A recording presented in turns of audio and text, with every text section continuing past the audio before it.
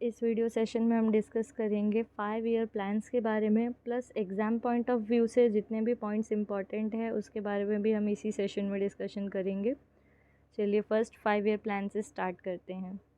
हमारा first 5 year plan start हुआ था 1 अप्रैल 1951 से 1956 तक, जो कि बेस था हेरोड डॉमर मॉडल पर। अब ये हेरोड डॉमर कौन थे? ये यूएसए के एक बहुत बड़े इकोनॉमिस्ट रह चुके हैं। इन्हीं के नाम पर इस मॉडल का नाम रखा गया और ये मॉडल चला फर्स्ट 5 ईयर प्लान का आधार बनकर। ठीक है, तो सबसे पहली बात तो आपको इम्पॉर्टेंट है कि आपको डेट्स याद रखनी है कि ये 5 ईयर प्लान कब चालू हुए और इसका जो मॉडल था वो किसके आधार पर बनाया गया था। ठीक है, सेकंड इम्पॉर्टेंट पॉइंट है हमारे ऑब्जेक्टिव्स। तो हमारे इसमें 3 ऑब्जेक्टिव्स थे: agriculture, irrigation and electricity, second resolving food crisis, और थर्ड था जीडीपी यानी कि ग्रोथ रेट। इसमें सबसे इम्पॉर्टेंट ऑब्जेक्टिव जो है वो है एग्रीकल्चर का। ठीक है, एग्रीकल्चर सबसे ज़्यादा इम्पॉर्टेंट ऑब्जेक्टिव था हमारे फर्स्ट 5 ईयर प्लान का। सेकंड अपन देखते हैं जीडीपी ग्रोथ रेट। हमारा टारगेट था 2.1% और अचीव हमने कर लिया था 3.6%, यानी कि टारगेट से ज़्यादा हम लोगों ने अचीव कर लिया था। ओके, अब इस 5 ईयर प्लान के अचीवमेंट्स क्या क्या थे उस पर हम गौर फरमाते हैं। 1951 में लैंड रिफॉर्म्स हुए, एग्रीकल्चर से रिलेटेड बहुत सारे लैंड डिस्ट्रीब्यूशन प्रोग्राम्स हुए।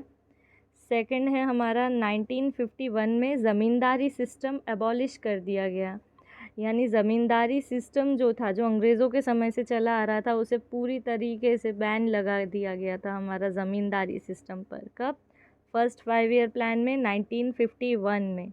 ओके, कम्युनिटी डेवलपमेंट प्रोग्राम्स भी चलाए गए थे 1952 में, और ये एक फ़र्स्ट प्रोग्राम था इंडिया में जो ऐसा कुछ लॉन्च हुआ था। फैमिली प्लानिंग ऑपरेशन भी चलाया गया 1952 में ही, ये भी ऐसा फर्स्ट टाइम हो रहा था इंडिया में। अब इसमें हमें सबसे ज़्यादा जो याद रखना है अचीवमेंट्स में वो था ज़मींदारी सिस्टम को अबॉलिश कर देना, और ये दोनों प्रोग्राम्स, कम्युनिटी डेवलपमेंट प्रोग्राम और फैमिली प्लानिंग ऑपरेशन। थर्ड जो सबसे ज़्यादा इम्पॉर्टेंट है वो है SBI was established and nationalised in the year 1955 and in the same year ICICI bank was established. अब आप मुझे कमेंट सेक्शन में बताइए कि ICICI का फुल फॉर्म क्या है, और ये दोनों की डेट्स आप याद रख लीजिएगा। 1955 में ही SBI भी इस्टेब्लिश हुआ है और नेशनलाइज भी इसी साल हो गया था। 1955 में ही ICICI भी इस्टेब्लिश हो गया था। ओके, फर्स्ट 5 ईयर प्लान में हुए हैं, याद रखना है। तीसरा एक इम्पॉर्टेंट पॉइंट आप देख लीजिए, बहुत ज़्यादा important point, Bhakra Nangal dam, Damodar river valley project और हीराकुंड डैम, ये भी चालू हो गए थे। भाखरा नांगल डैम कहाँ पर है? पंजाब में सतलज रिवर पर बना हुआ है। दामोदर रिवर वैली प्रोजेक्ट कहाँ चालू हुआ था? वेस्ट बंगाल में हुआ था। और हीराकुंड डैम कहाँ पर लोकेटेड है? उड़ीसा में लोकेटेड है, महानदी पर। ठीक है, तो इनकी लोकेशन आप याद रख लीजिएगा। ये इकोनॉमिक्स में तो इम्पॉर्टेंट है ही है, प्लस ज्योग्राफी में भी इम्पॉर्टेंट है, तो इसे अच्छे से याद रख लीजिए। आते हैं सेकेंड 5 ईयर प्लानिंग पर। इसका एक दूसरा नाम भी है, इसका दूसरा नाम है औद्योगिकीकरण योजना, यानी कि इंडस्ट्रियलाइजेशन प्लान। क्या है दूसरा नाम इसका? Industrialisation plan. ओके, ये कई बार पूछ लिया जाता है इस नाम से भी कि इंडस्ट्रियलाइजेशन प्लानिंग या फिर औद्योगिकीकरण योजना के बारे में जानकारी दीजिए, या ये कब चालू हुआ था, इसका साल आपको अच्छे से याद रखना है। 1956 में फर्स्ट 5 ईयर प्लान ख़त्म और सेकंड 5 ईयर प्लान चालू हो गया था 1956 से ही। इसका मॉडल क्या था? PC महलनोबिस मॉडल के आधार पर यह बनाया गया था। जीडीपी ग्रोथ रेट का हमारा टारगेट था 4.5%, मगर हम सिर्फ कुछ परसेंट से चूक गए थे, हम 4.2% ही सिर्फ अचीव कर पाए थे। ठीक है, ऑब्जेक्टिव इसका सबसे ज़्यादा इम्पॉर्टेंट है emphasise on the development of heavy industries. Heavy industries की डेवलपमेंट पर हमें सबसे ज़्यादा से ज़्यादा ध्यान देना था। हैवी इंडस्ट्रीज़ क्या होती है, जैसे कि आयरन इंडस्ट्रीज़, स्टील इंडस्ट्रीज़, ये सभी हैवी इंडस्ट्रीज़ में गिनी जाती हैं। और क्योंकि इन इंडस्ट्रीज़ पर ही हमें ध्यान देना था, इसीलिए इसका अगला नाम क्या पड़ा है सेकंड 5 ईयर प्लान का, औद्योगिकीकरण या इंडस्ट्रियलाइजेशन प्लान। ओके, अगला हम देखते हैं ऑब्जेक्टिव क्या था। Increase in employment opportunity, employment की अपॉर्चुनिटीज़ को, ठीक है, बढ़ाना, रोज़गार को बढ़ावा देना। और reducing inequality of income.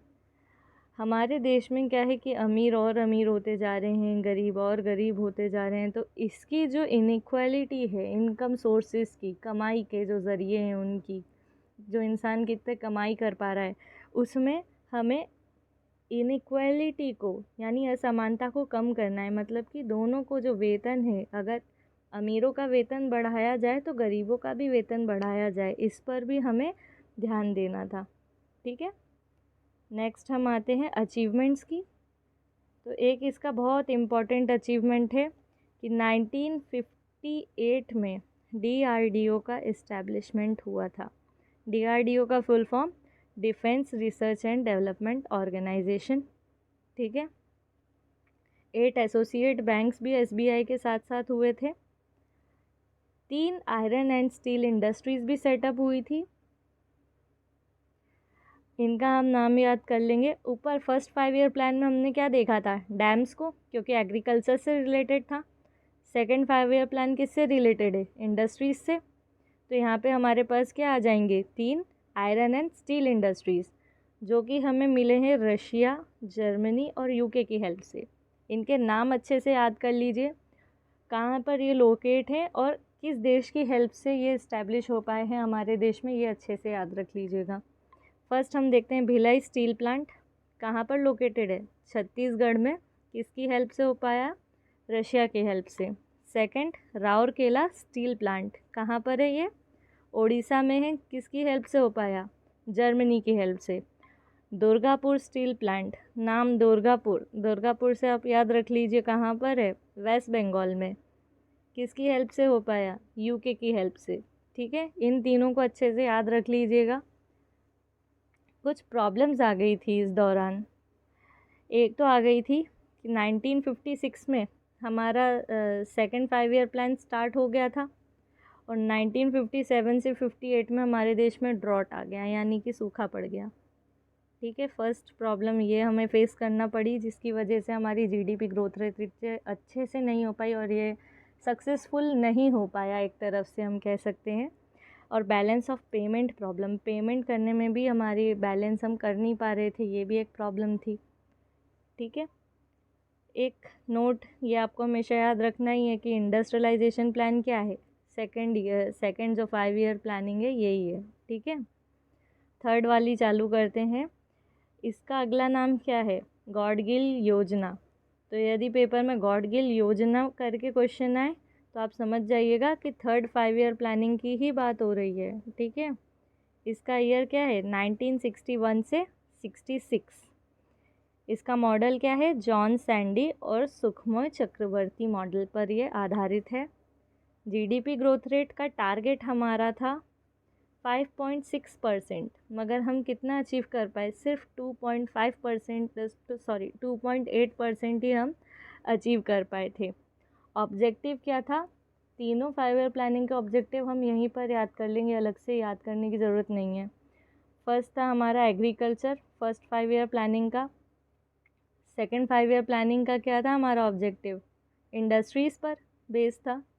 Third हमारा है self sufficiency in agriculture and industries, दोनों को मिला लीजिए। ओके, तो हमारा थर्ड 5 ईयर प्लानिंग का ऑब्जेक्टिव बन जाएगा सेल्फ सफिशिएंसी, मतलब खुद को सफिशिएंट होना है, किसी और पर निर्भर नहीं रहना है। अब हमें किसी और देश पर निर्भर नहीं रहना है, हमें सेल्फ सफिशिएंट बनना है। किन के टर्म्स में, एग्रीकल्चर में और इंडस्ट्रीज़ में। अचीवमेंट्स हमने क्या क्या अचीव किया था थर्ड 5 ईयर प्लानिंग में, वो देख लेते हैं।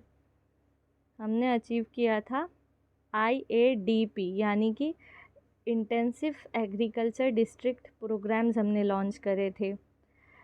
1964 में intensive agriculture area programme launch करे थे और 1963 में हमने ARDC यानी एग्रीकल्चर रीफाइनेंस डेवलपमेंट प्रोग्राम को लॉन्च किया था।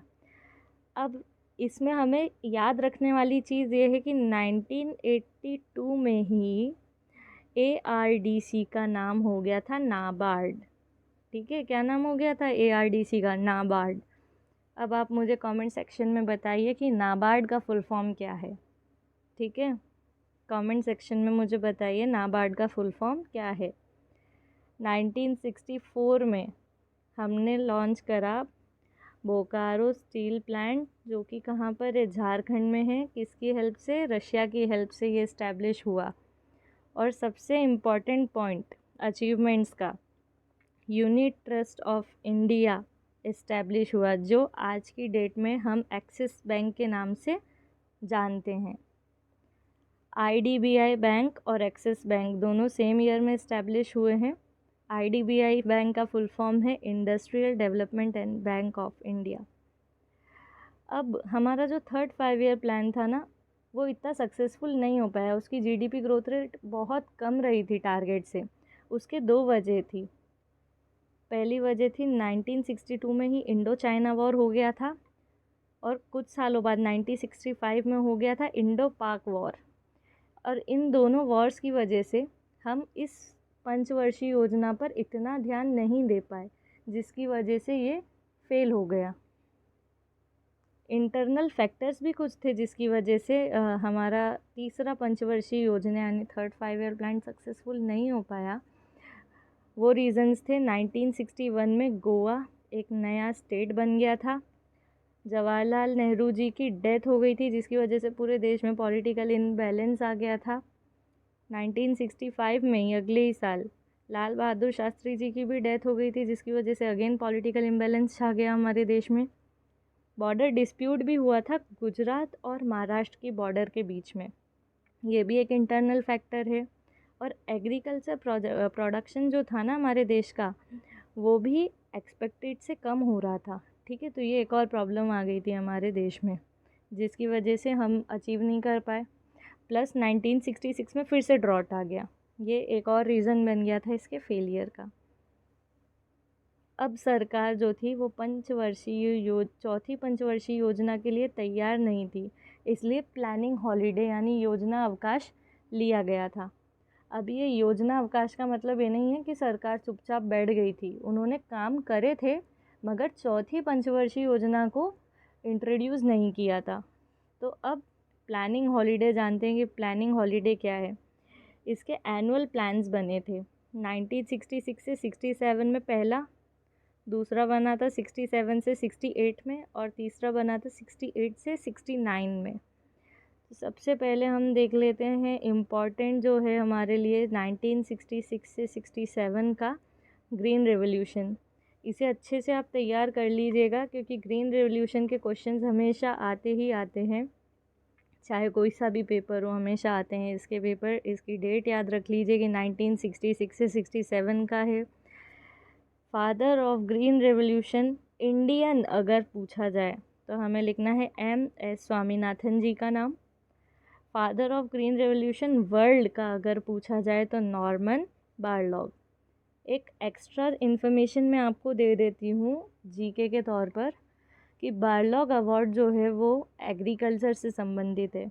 कई बार क्वेश्चन आ जाता है कि बारलॉग अवार्ड किससे संबंधित है, तो एग्रीकल्चर की फील्ड्स में जो अच्छा काम करेगा, जो सर्वश्रेष्ठ काम करेगा, उसे बारलॉग अवार्ड दिया जाएगा। अब स्पेशल 2 फसलें हैं हमारी जिस पर ग्रीन रेवोल्यूशन के अंतर्गत सबसे ज़्यादा ध्यान दिया गया था, और वो 2 फसल है व्हीट एंड राइस। ये अच्छे से याद रख लीजिएगा, कभी कभी ये पूछ लिया जाता है कि ग्रीन रेवोल्यूशन में किन 2 फसलों पर सबसे ज़्यादा ध्यान दिया गया। तो एक थी हमारी व्हीट और एक थी हमारी राइस। ठीक है, इस वीडियो सेशन में हमने पढ़ लिए हैं हमारे 1st, 2nd और 3rd पंचवर्षीय योजना, प्लस हमने पढ़ लिए हैं हमारे प्लानिंग हॉलीडे के बारे में भी। होपफुली ये वीडियो आप लोगों को यूज़फुल लगी होगी। लगी है तो लाइक कर दीजिए, चैनल सब्सक्राइब कर दीजिए। कोई क्वेश्चन हो या कोई सजेशन देना हो तो आप कमेंट सेक्शन में प्लीज़ कमेंट डाल सकते हैं। Thank you so much for watching.